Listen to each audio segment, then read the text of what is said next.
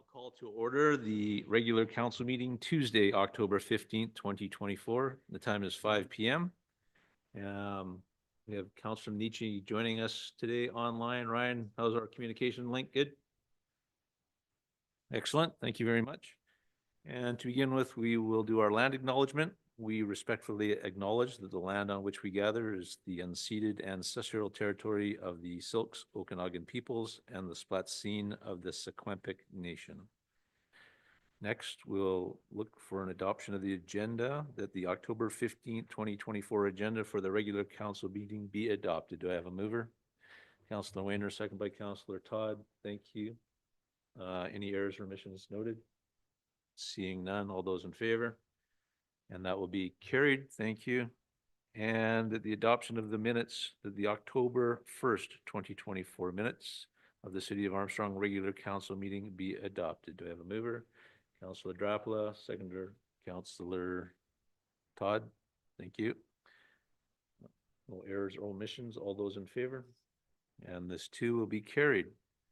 And we are fortunate tonight to have Leah Horsfield from Community Futures North Okanagan, the Executive Director, giving us a presentation. Leah? Just check that your mic's on there for me. Thank you.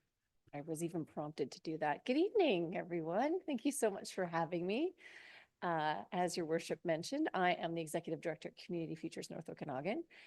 And I'm coming tonight to mostly give you information about some of the initiatives we have going on regionally, as well as, talk a little bit more about the way that our organization and the municipalities interface and how we interface with the city of Armstrong. So Community Futures has been in the region for 40 years. We're celebrating our 40th anniversary this year. I even have a pin.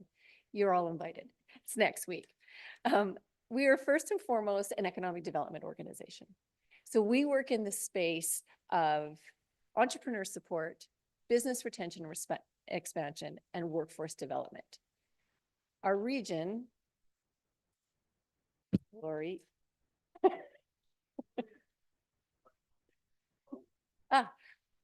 The region that we operate within is the North Okanagan region, and we support and provide services and initiatives throughout the region and have offices in nearly all the areas. So we have our main office in the Vernon area. We have an outreach office in Enderby at City Hall in Enderby, where we do business services.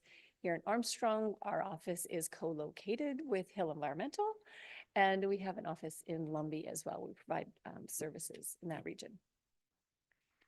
So these are just a bit of a highlight, and I'm going to get into some of the economic development initiatives that we have, but we work very heavily in the space of entrepreneurship. So we help businesses get started, and we have various programs that do that, initiatives where people actually get paid to come and attend and learn how to start a business. We have youth entrepreneurship programs. We go into schools because very few schools in our region teach entrepreneurship in any way. And so a lot of youth come out of high school not understanding anything about what it means to run or operate a business. So we try and fill that gap. We have a program called Startup, and this is a fantastic program where people are not only paid and provide supports, but given laptops and all sorts of great things that help them get them going. And then we have a fantastic entrepreneurship program called the Enterprise Challenge. It's a competition. The year before last, Armstrong took most of the hardware in terms of being the winners of that competition. They absolutely killed it. And so we're very, very proud of Field Note Markets and the other coffee shop that I can't remember the name of right now. Thank you, PB Boulevard. And we work also quite heavily in the space of business retention and expansion. So we have a community loan fund. We take risks on businesses that other banks can't really help. And so we often bet on the jockey. And we have a very, very low loan loss ratio, about 2.5%. So people build relationships with us and they pay us back. And then we reinvest that money into businesses in the region.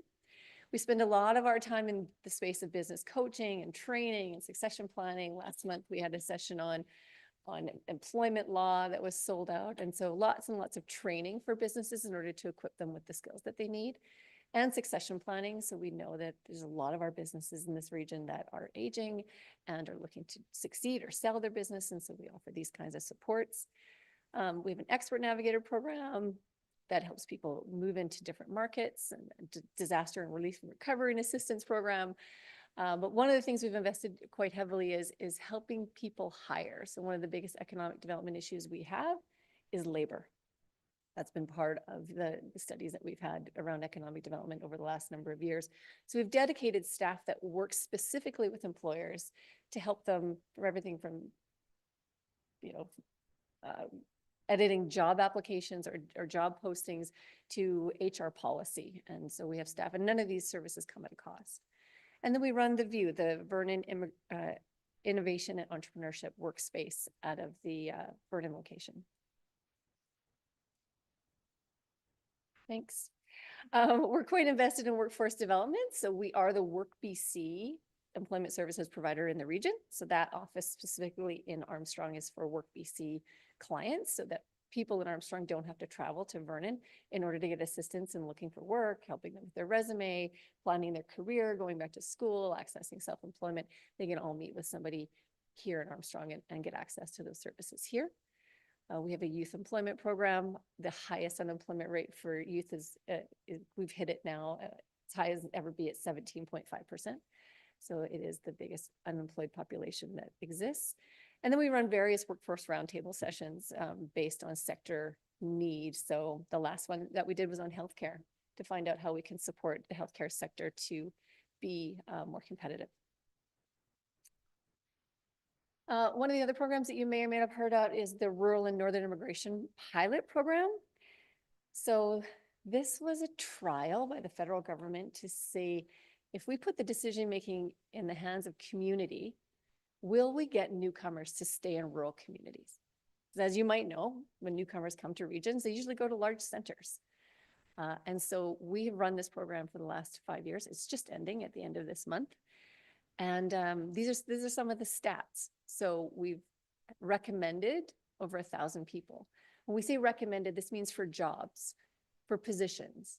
And these aren't frontline positions for the most part. These are healthcare, trades, manufacturing, social service, transportation. And so we have a threshold in this program for the wage. So $23 an hour. It's the minimum that employers are able to pay within this. So we're bringing in skilled workers within this particular program that hopefully are staying. So with newcomers and accompanying family members, which is another secondary source of labor, it's been over 2,000 people that we've brought in the last 5 years. Over 500 businesses have been supported. And in Armstrong specifically, there's been 115 businesses. Or Armstrong Spell Machine, I should say. And so the question is, did the pilot work? Is it working? Have we been able to retain newcomers in our region? And the data is 87%. 87% of the people who've been recommended have stayed in our region, and they are contributing. These are people that are showing up to OCP reviews. These are people that are contributing to our community festivals and events, and they are invested. They have children in schools, and they want to make this region their home. So we have also applied for the RCIP program, which is, well, you can go back one later, which is something that we're hoping that will be considered for. And as you know, the regional district of the North Okanagan Regional District supported the initiative for us to assist in covering some of the costs associated with that particular program. And Armstrong did approve their participation. So thank you so much for doing that. We're expected to know more about that particular program in November. We're really hoping to be successful in our region again to get that back. We've been working heavily in the space of workforce housing, which is something brand new for us. When we looked at workforce housing initially, we thought, how do we make it so that we don't have people having turnover? Because typically workforce housing is attached to a job. If you lose your job, you lose your house. And so as a community features, that didn't sit well with us. We couldn't sort of figure out how to move it forward. And then we found out about this new medical residency program that's been approved for our region, which means that we have brand new baby doctors that come, 4 of them every year for the next, I don't know how many years, through UBC. And UBC couldn't figure out where they were going to house them. And so we have built housing for the healthcare sector, for professionals in the healthcare sector, in order to try and then get them to stay here. We can house up to 8 medical residents at one time in these houses. So next in terms of the medical resident attraction program, Lori. We have worked with Okanagan College to develop a strategy that, okay, it's great that we're having these residents come, these family practice residents come to our region, but how do we keep them here?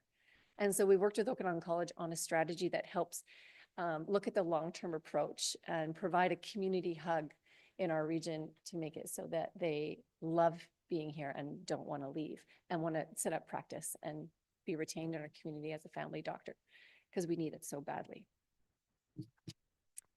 One of the other things we're working on in terms of healthcare is a community health center.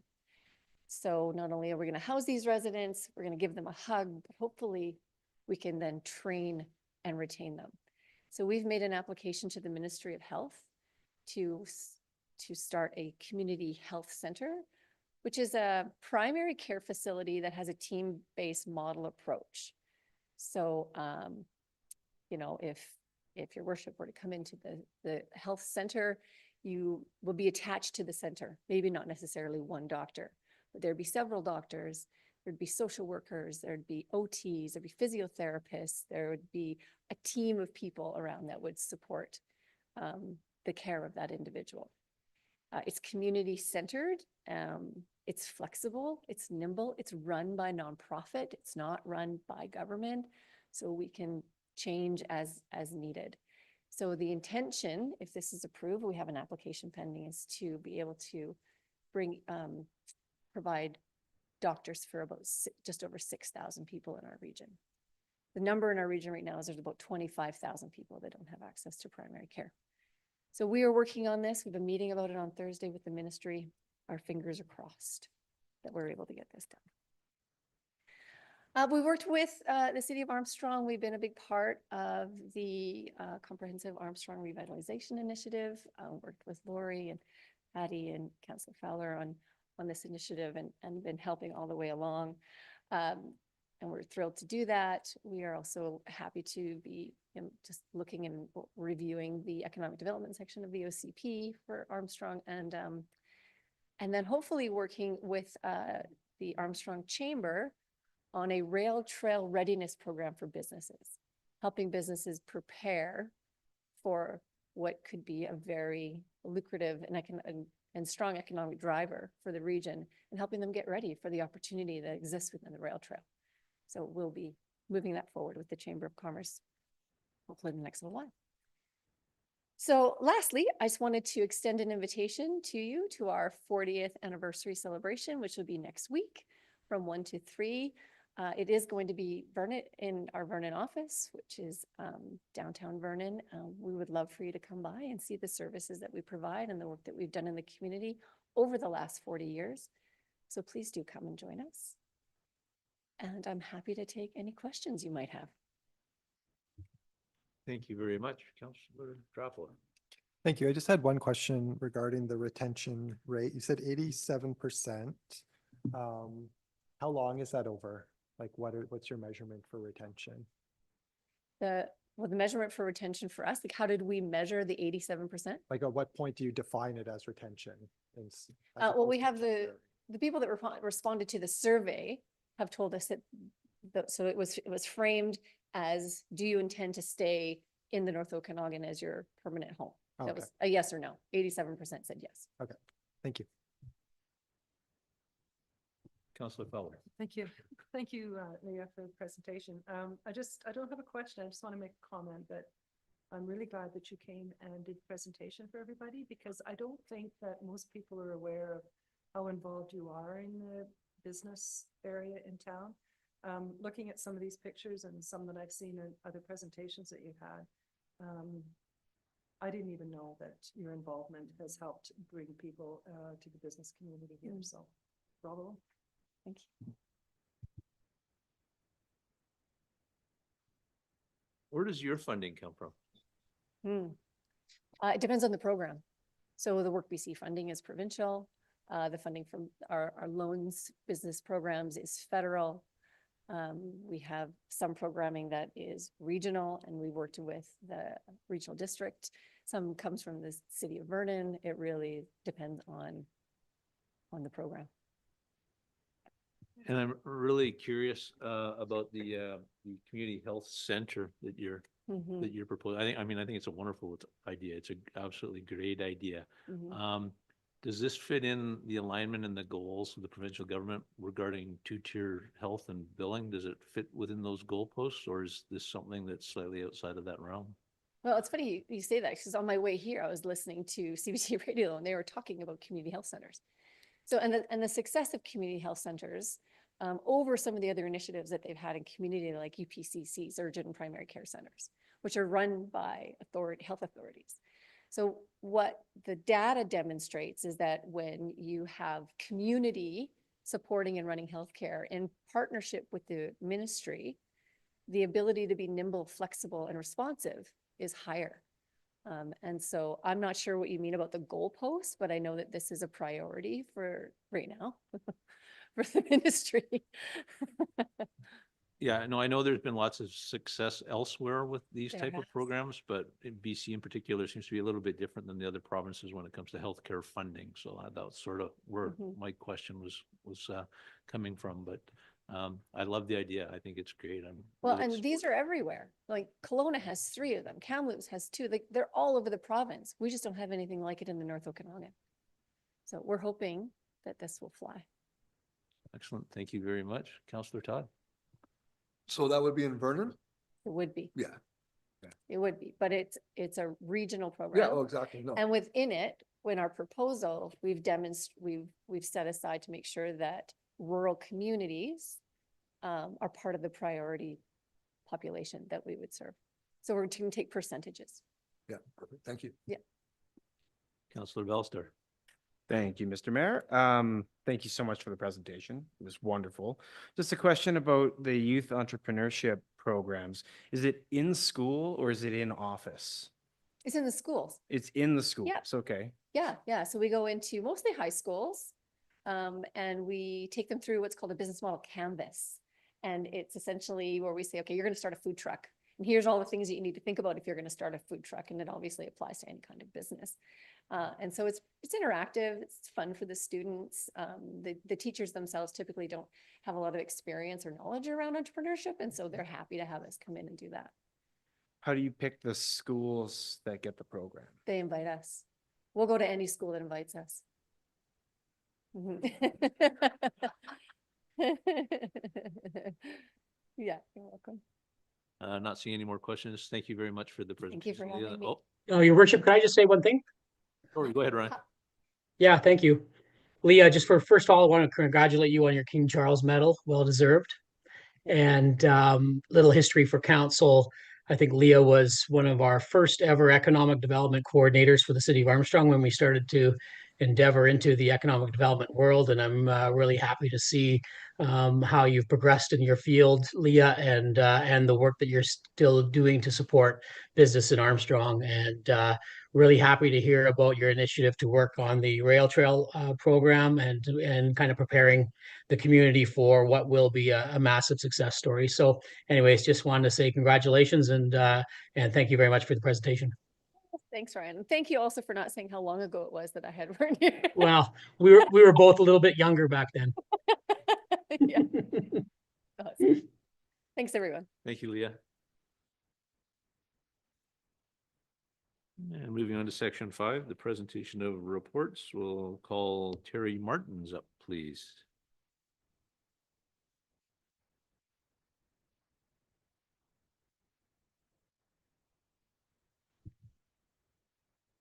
Thank you, Your Worship.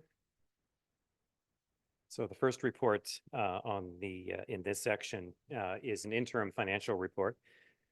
It's a summary of actual revenues and expenditures up till September 30th compared to the full year approved budget, just to give council and the public an idea of where we're at as of September 30th for the 9 months. So on the first attachment, we can get that on the screen. A little bit small on the screen there, but essentially the first column of numbers is the actual, oh, thank you, is the actual revenues and expenses for the general fund up to September 30th. The second column is the full year budget. The third column is the dollar difference between the two. And the fourth column is the percentage of budget used. In a perfect world, if all revenues and expenses were evenly distributed, evenly incurred throughout the year, we would see approximately 75% all the way through. But of course, that's not reality. Many revenues and expenses are more seasonal. They're not evenly dispersed throughout the year. For instance, taxation is 100% recorded in May when the tax levy is issued and tax notices are sent. Whereas some other revenues such as reserves, transfers from reserves tend to be low until year end because some reserves don't actually get, the transfer doesn't get recorded until year end. So overall for revenue, we're sitting at about 81% of our total budget as of September 30th. For expenditures, a similar situation. The one that stands out is administration. It shows that we're considerably over budget, but that is because the recovery for our water and sewer funds has not yet been recorded. So what that is, it's an internal transfer showing a recovery for administration and public works, but it shows an expense in water and sewer. So that is for the administration that public works and finance and general administration does for those utilities. It's a cost that needs to be recorded in those utilities. So that is generally recorded at year end. So that stands out as being a bit of an unusual variance at this point in time. Otherwise, there are explanations there for each of the functions of our expenditures. And just to give you an idea of some examples, for the RCMP contract, we're sitting at 53.1% of budget, and that's because the contract costs are only recorded at this point up to the end of June. We are billed quarterly from the RCMP.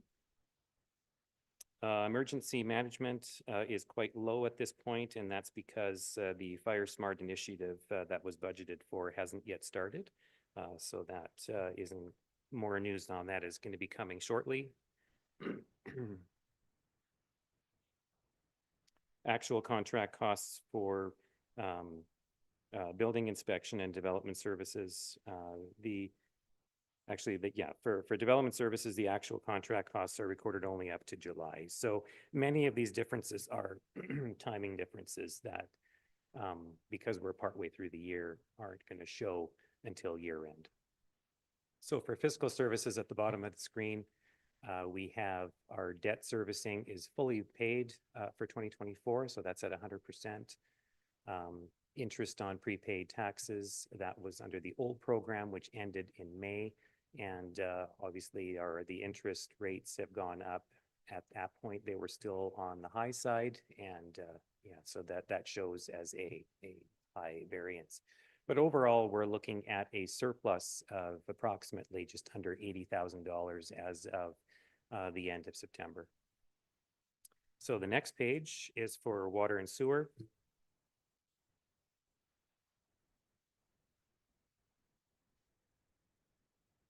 For water revenue, we're sitting at 71%. And for expenses, 63.8% of budget. There is a water surplus of 133,000 as of September 30th. The big anomaly that needs to be explained here is that our residential semi-annual billing for the spring and summer period is underway right now. So bills are going to be issued this week. So as of September 30th, that billing period has not been recorded yet. And that is the largest billing period of the year. So that will definitely bump the revenue numbers up considerably.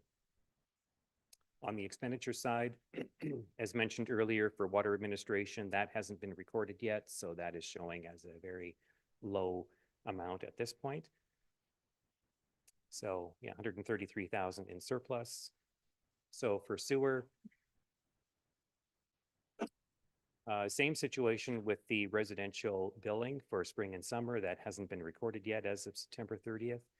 The sewer fund is seeing a deficit of 287,000.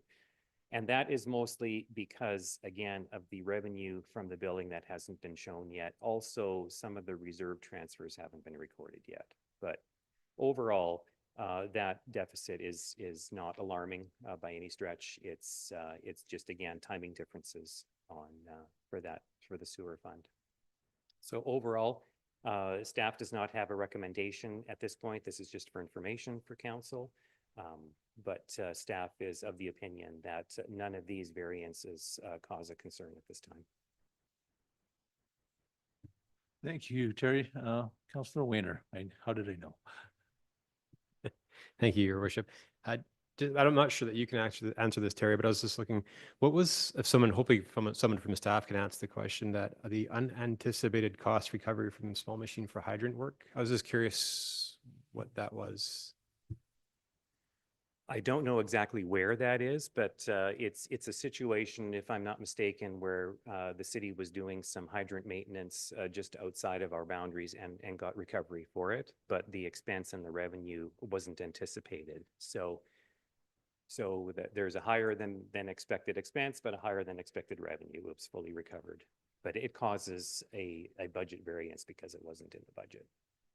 Okay, I think I understand that. And I was hoping you could just help me understand a little bit better. There's a transfer from reserves and transfer to reserves under the water expenses. And the fact that it's going in and out again, I just maybe didn't quite understand the flow there.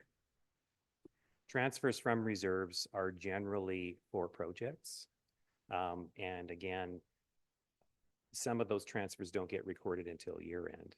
Transfers to reserves are budgeted. They are for water and sewer actually built right into the budget at budget time. There was a council approved one-time transfer, a reallocation to water and sewer reserves from the 2023 surplus. This was earlier in the year where council approved lump sums to go into from the surplus from last year to be redistributed to specific reserves.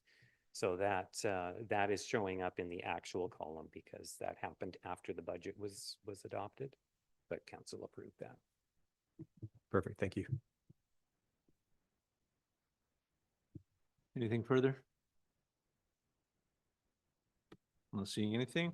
We'll move on to 5.2. And once again, Terry Martins.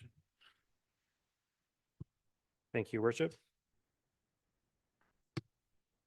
So again, this is an informational memo in regards to launching the 2025 to 2029 financial plan process. The financial plan is required to be adopted no later than May 15th. The intent of staff is to do the process sooner than that to get it going. The financial plan is also known as the budget, just for the benefit of the audience. Financial plan is the same thing as the budget. 5 years has to be included in the financial plan. So the proposal for the process is for staff to prepare the financial plan right now and into November. Having proposed time for joint council approval of the joint programs for 2025. Staff is suggesting that December 5th be appointed as a special council meeting for staff to present the proposed financial plan or budget to council and the public. We're proposing that the meeting commence at 4 p.m. and include a component where the public has an opportunity to make recommendations and comments and ask questions about the budget. And that is a requirement of the community charter that there be public consultations. So we're making the recommendation that that happen at that meeting. And advertising would be carried out as well so that the public knows that that is an opportunity to come and make presentations to council. Staff is also suggesting that December 16th during the regular council meeting that a final review be done by council of the financial plan and determine any further changes that they see fit as a result of the December 5th public consultation.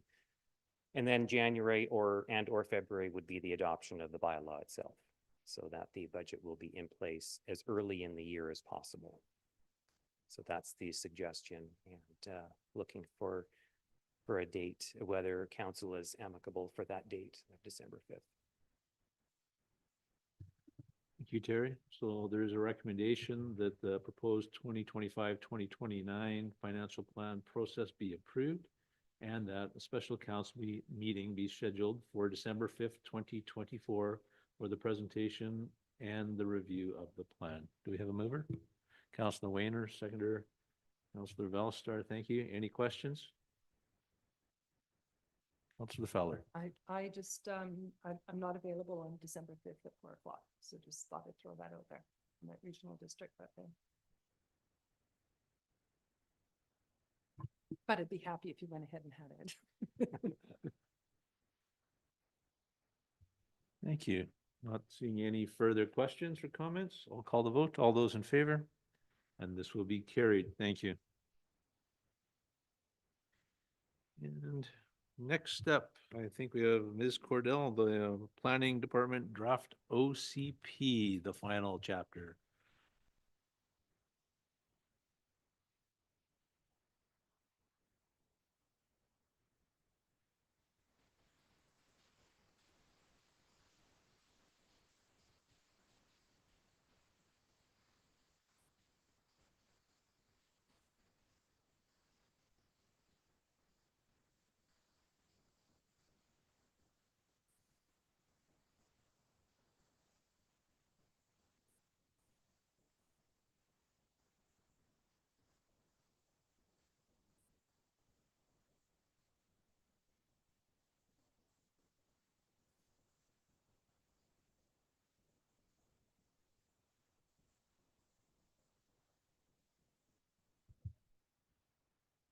Good afternoon, Your Worship and Council. I'm here for part 3 of our 3-part series on the official community plan. We are at the tail end of the official community plan, which is very exciting to be able to go through the draft with everyone. It's a little bit different today because we're not in committee of the whole, but I think we can still go through it.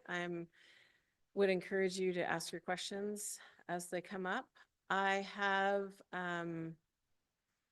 maybe made it quite a bit briefer because this section is quite technical, as it is all of the small pieces that are reviewed when the development permits come forward. Every time I bring a development permit forward to council, I will also bring you the list of items that are in the official community plan that you'll review and compare the application to make sure that it meets that with a bit of a summary and recommendations based on my analysis of that. So you've seen that a few times lately. In fact, at the last meeting, we had one that was environmental and hazard. So I brought forward that, and these are tools that just help us make sure that when applications come forward, they're meeting the goals of the official community plan and the goals that we've set out as a community for development. It's a bit more detailed, though, I would say, quite a bit more detailed than our last official community plan. So you'll notice that is a bit of a change moving forward. And partly that's because the wording in the last official community plan was pretty fuzzy, I would say, and open to interpretation. This way, I just want things to be clear so people can review the guidelines and know what to expect and have a little bit less wiggle room for interpretation. So just as a refresher, what have we done already? Almost everything. The introduction, the community context, where we're heading, strong growth management, and all the policy directions. So all we have left are development approvals. So Section 8 on development approval information and Section 9 on development permit areas. And I will go through these. Feel free to ask questions. You have the full version in the package. So you've got all the words. If you want to ask any detailed questions. So development approval information, it's required that we designate this in our official community plan. Now, we've actually always had this development approval information in our development approvals bylaw, but we need to make sure that it's also designated in our official community plan. That's what gives us the authority to have it in our development approvals bylaw. And when we updated the development approvals bylaw, I flagged that we needed to include it in the official community plan.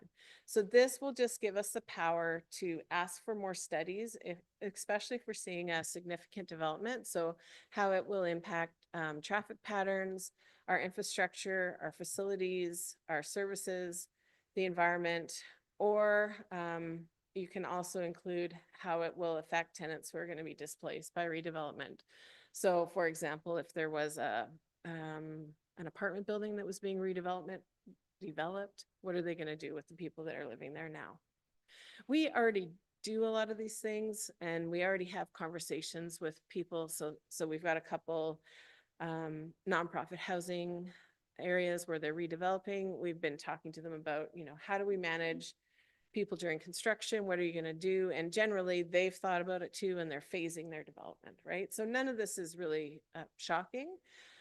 We will require this information when we have an amendment to the zoning bylaw, a development permit, or a temporary use permit. We haven't had a temporary use permit in a long time, and there hasn't been one since I've been here. So it's not a very common tool, and you're probably not that familiar with it. A temporary use permit acts almost like a interim amendment to the zoning bylaw. So in my mind, I'd rather people just amend the zoning bylaw and go through the proper process. But sometimes if you're testing out a use, you might give them a temporary use permit. It might mean though that they invest a bunch of money, and then when it runs out, they have to remove it all and lose that investment. So it's definitely not my preferred tool in the planning toolbox. Any questions on development approval information? No? Okay. Development permit areas. So these are authorized under the Local Government Act. We already have development permit areas. We are slightly changing them a little bit, but not really making new ones. I would say the one thing that we're doing, this just shows you the part of the act showing us what we can ask for development permits for. Oh, sorry, I'll get to the summary. It outlines where the development permit areas apply, where the development permit areas don't apply. That's all outlined in the OCP. This is where it doesn't apply when you're doing repairs, like for like, internal renovations, building code requirements, if you're replanting. There's also specific exemptions in each development permit area. Minor development permits, we kept this power the same as it is in the current OCP, so small changes to the exterior, modifications that don't make a variance, changes that don't affect your lot coverage, your siting, your scale, changes to your amenity areas that are minor, and changes to your vehicle access or parking areas. I noted reading through that this is the only one that has the a budget of less than 50,000 in construction. Every other one is 20,000. Why might that be? So this one is supposed to apply.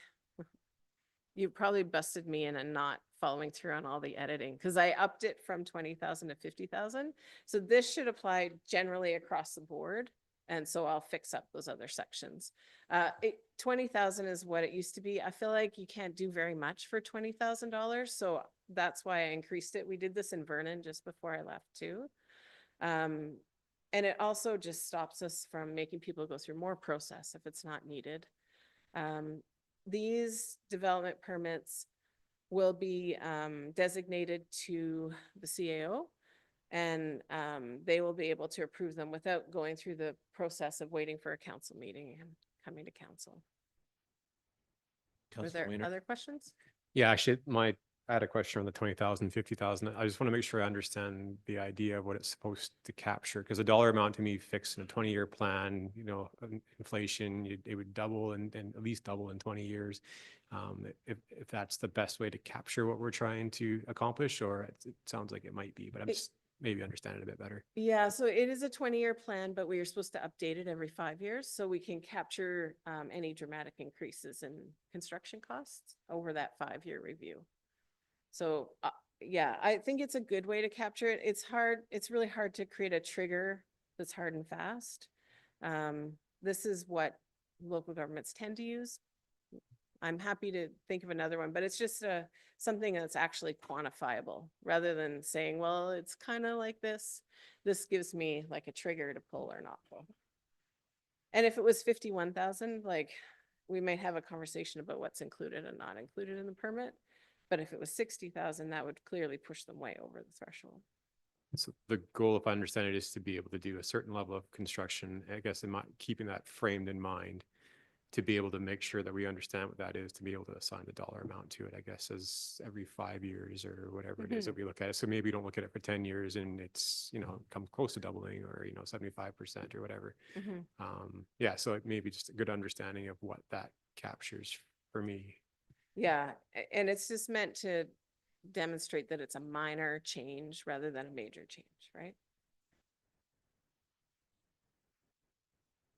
Good. Okay, so this is part of my simplifying everything. All of the development permit areas have the following. They have the designation of the area, which is a legal requirement of the Local Government Act to say under what authority you're designating this development permit area. You also have to justify why you're using this development permit area. You have to list any exemptions, required documents or reports, and your guidelines. So they're all laid out exactly the same. They just are topically slightly different and geographically slightly different. So intensive residential, we've always had an intensive residential development permit area. However, it used to capture carriage houses and secondary suites. And now we're shifting it to more than 4 units. So this is a reflection of those new rules from the province, trying to simplify the process for people to building carriage houses. It reflects the fact that we're not allowed to have public engagement on some of these things. So that was, I think, some of the reason that carriage houses were included was so that the neighbors could be circulated and have their input, but now we're not really allowed to do that. So it just seemed like an extra process. And if we're trying to encourage more units, it just smooths it out. So now it only applies if there's more than 4 units, which is your minimum allowed from the province. It's meant to minimize the impacts of your building size, your parking on your neighbors, on the street, on the feel of that neighborhood. It has some design elements, but design is it's less picky about color and materials than, say, the downtown historic one would be. It talks about how the units should interface with the street, and it goes over some landscaping, screening, lighting, parking, and loading requirements. One of the things that I have done, you may notice, is that I've stuck in there that parking lots have to be electric vehicle charger ready, because it's so much cheaper for them to put the conduit in and the wires in up front than to go back in and dig it up later to do it. So I've just included that kind of broadly in the parking lots just to kind of jump people ahead.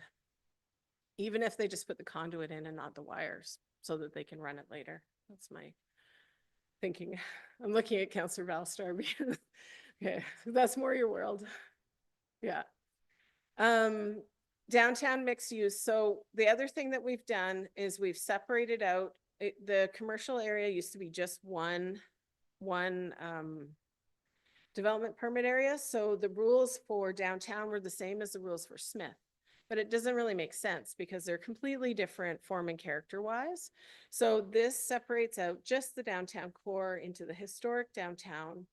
It's really focused on bringing the architectural details. It includes the awning guidelines, which weren't in your package, but I have provided a printout and I do have available. They're from the Carey project. I can bring them up. Again, talks about street interface, light, landscaping, screening, lighting, all the normal things. It talks about providing some open space amenities if you have apartments above the building so that people can have somewhere to sit out and probably maybe with their dog or have a smoke or whatever people are doing in their back areas. It's really focused though on the downtown. Said a couple of questions about the downtown. I noticed I was looking through this. I didn't see in the downtown and a few other areas the wording accessible parking or anything like that. Did I miss that, or is that somewhere else, or is that a thought? Or In terms like making sure the parking is accessible. there is an accessible, like, so if like a wheelchair ramp location, or it's close to the door, something reserved for accessible parking. So generally those that detail of rules are laid out in the zoning bylaw.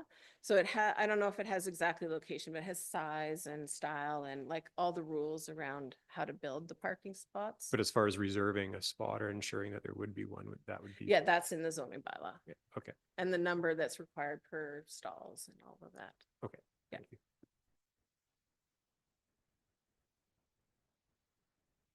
Okay, do you want me to bring up the awning guidelines quickly? Okay. Just 1 second here. Oh, look at that. Philippa had them ready. Okay, I'll just make it. So these were from Carrie. And so what I'm gonna do is eventually integrate them right into the development permit areas. And the way that I was envisioning this is if you design your awnings to meet these, you don't need a permit. Oh, see, yeah, okay, thank you. Share. I don't have my glasses on. Here, let me do it. You do it. But since now that you pointed it out, I can do it. Share. My apologies. Okay, so this is just to make sure that we have this heritage look and feel downtown, contemporary design, signage, directional, eavesdropping not extending out, being maintained and cleaned by the building owner. So this would just be kind of a companion to the official community plan. And if people were able to do their awnings so that they met the guidelines, they wouldn't require a permit. And if they wanted to do something special, then we'll run it through their development permit. Councillor Belster? Thank you very much. Just a question on these guidelines. If this goes through, anything that's existing that gets rebuilt or maintained, say something with shingles, are they allowed to just reshingle it, or do they have to follow these guidelines if they decide to do maintenance on their existing awning? That's a great question. So the legislation talks about existing non-conforming. And so it depends on the percentage of renewal that they're going to do on the awning. So if it's just a simply easy fix, but if it's completely tear down and start over, they would have to start fresh. I think it's 25% is the amount that's allocated in the rules. So as long as it doesn't say completely burned down or they're not taking it wholly apart and refixing it, they'd be okay. But just general maintenance would be fine. Okay. I'm going to switch back. There.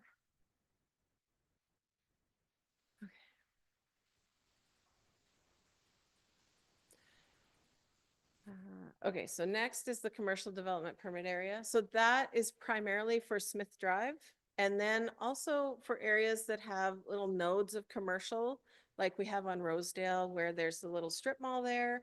Or if somebody was going to build a new commercial, like a restaurant or a little grocery store in a commercial area. Also, out where Tim Hortons is, this would apply to that as well. So this is, again, a focus on attractive design. When it's a neighborhood node, it needs to integrate with the neighborhood and not really stand out and diminish the property enjoyment of the people around them. There's lots of talk about pedestrian safety. So when you're building your driveways, just take into account that people will be walking by and the visibility and being able to see as the vehicles come in and out. And then again, standard landscaping, screening and lighting, parking and loading.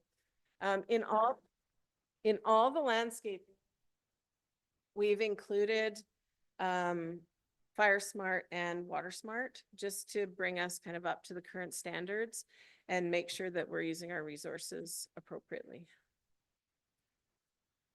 Okay, industrial development permit area. We have a very small amount of industrial land, so this is focused on that. It gives general guidelines so that the new industrial buildings look nice, they're safe, they still have landscaping, screening and lighting and parking and loading as required. There's not dramatic changes, I don't think, in this area. we're not going to see a big shift in how buildings look or feel in the industrial areas. Environmental development permit area. So these ones definitely are bumped up a little bit. So we're looking at how do we protect our sensitive terrestrial areas, wetlands and riparian areas. We've prepared some exemptions for if you're outside of a 30-meter buffer, if you're doing minor works or emergency works, or if we're putting public trails, because we do have a plan for a public trail along the creek in a lot of areas, which would be within that riparian area. People developing in these areas either need an environmental assessment or a riparian report prepared by a qualified environmental professional. Along the riparian, this is a requirement anyways. We just, I think, didn't always enforce it, but the province requires them to do a wrapper report of riparian areas protection regulation report. And they have to be done by a qualified environmental professional. That's what you guys saw at the last council meeting. The OCP does say we won't support applications that have a detrimental impact to the environment. It asks people to minimize their development area, protect sensitive areas, create some buffers, mitigate invasive species, and avoid contamination of our waterways. So it's just kind of amping up the environmental protection as a reflection of what we heard from the community as how important these areas are to our community. They've woven right through the fabric of our community. Thank you. I understand the riparian areas and protection of kind of aquatic habitats pretty well. What triggers the sensitive terrestrial areas reports? 'Cause- So what would trigger that is it being identified on our mapping. We haven't currently got that, but that is one of the things that's listed as a future to do, is to identify areas that are sensitive. So right now it would be a ravine. We do have some ravines marked. So I can think of a development property that has a ravine on it that we've already been talking about that. But most of them have some kind of water aspect to them right now. Right, and that's kind of what I was thinking. It's kind of well-defined provincially for either hazardous, right? In Yeah. terms of slopes or ravines or environmentally for water. But so we would have to engage our own environmental professional within the community to identify what sensitive terrestrial areas are before we could kind of Before we one could of trigger those. that. Yeah, Right, above okay. and beyond those areas. Yeah. Thank you. In Vernon, we had a map that had like red, yellow, green. Mhm. And if you were in a red or yellow, you had to, well, red, you had to for sure. Yellow, you had to have at least an assessment. Green, you were okay. Yeah, okay, thank you. Hazard development permit area, again, we've had this for a long time. We've beefed it up a little bit with more information about the 200-year floodplain map because that's new since our official community plan. We're looking at properties that have slopes in excess of 30% for a minimal distance of 10 meters. So this is a little more specific than we had before. Before it said any property that has 30% on it, if you're subdividing, you need a permit area. So this is just a little more specific. The development permit area outlines different requirements for a geotechnical versus a floodplain. Both again are required engaging an engineer who is experienced in those areas. And they will provide them specific directions on what they need to do to mitigate that risk. And that is it. Thank you, Lori. Any other questions? No? Councilor Fowler? Just the overview is so much easier to go through than Than the details. Yes, and so I guess next steps, I want to take out some of these areas just to talk to some people who have more specialties in the neighborhood. Like I might want to talk to the trails to make sure we've captured everything. Talk to Michelle, offer to look at our environmental to make sure we've captured everything. So I want to do a little bit more fine drilling into these things. And then we've scheduled an open house in November on the 14th. Thank you. I had forgotten already. So that'll be our next chance for the community to see all the updates we've made to the plan and the maps. And then after that, if all goes well, we can do a few final edits and hopefully move into the adoption process. So hopefully, invited to that specifically will be Michelle and the Trails people, and we can help provide information to anybody that has questions. Yeah, if they are comfortable speaking to it, yeah. All right, thank you very much. It's a lot of work and you're almost over the final hurdle.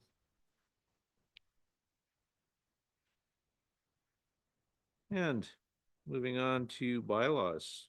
So tonight, we are looking to approve the Fire Prevention Amendment Bylaw 1930-2024 be adopted. We've had first, second, and third reading on this. So I will now call a motion, moved by Councillor Weiner, second by Councillor Drapala. Was there any further questions? Seeing none, I'll call the vote. All those in favor? And that's carried. Thank you. We received correspondence from the Okanagan Basin Water Board that we'll show as received and 7.2, the Armstrong Spalmachine Chamber of Commerce requesting a letter of support for a grant application. Thank you, Councillor Drapla. Moved by Councillor Drapla, seconded by Councillor Fowler. Was there any questions? Keep up the good work. All those in favor? And that is carried unanimously. Thank you. And that brings to a close of our regular council meeting. We'll now like to move in camera under section 90.1 of the community charter, section C, labor relations and other employee relations, and section K, negotiations and related discussions respecting the proposed provision of a municipal service that are at their preliminary stages and that, in the view of the council, could reasonably be expected to harm the interests of the municipality if they were held in public. Do I have a mover? Councillor Todd, seconder, Councillor Drapla. All those in favor? And this is carried. Thank you, everybody, for coming out tonight.